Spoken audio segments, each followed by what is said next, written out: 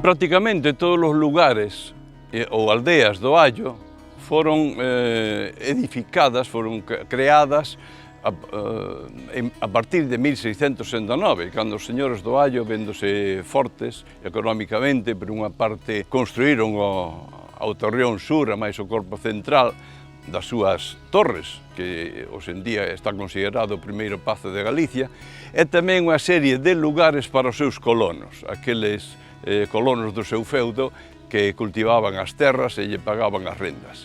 Entre elas, empezando por esta do Allo, que quedan as ruínas, tamén denominado Curro, e outros chamados o Pombal, donde hai un pombal, regalados, casas novas, Muriño, e tamén a Cebola, do que imos falar máis polo miúdo, non?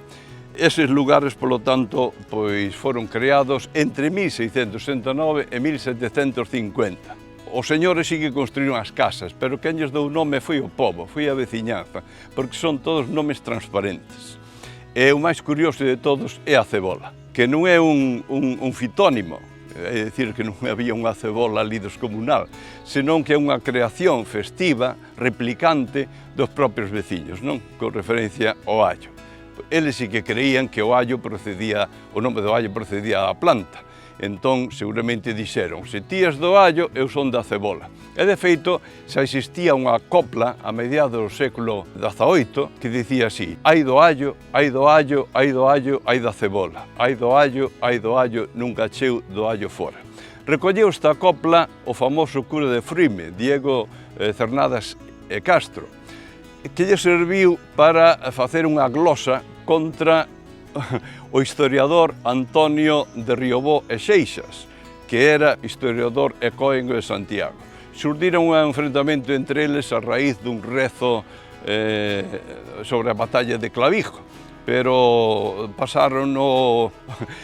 enfrentáronse cunha tirapuxa que se fixo famosa na época, e o cura de Fruime, a partir desta copla, fíxolle unha glosa que empeza así: meu Antón, no que parolas en copras mal cociñadas, facendo mil enversadas, mezclas allos con cebolas. Nesta poesía, allos e cebolas escribeo sempre con mayúscula o cura de Fruime, e non sabemos cando se refire aos topónimos ou cando se refire ás plantas, non? A copla popular sí que chegou aos nosos días, polo menos a mediados do século XX, pero de outra forma. Cantaban os propios mozos e mozas do Allo cando ían ás festas. Son do Allo, son do Allo, son do Allo, son da cebola. Son do Allo, nunca cheu do Allo fora.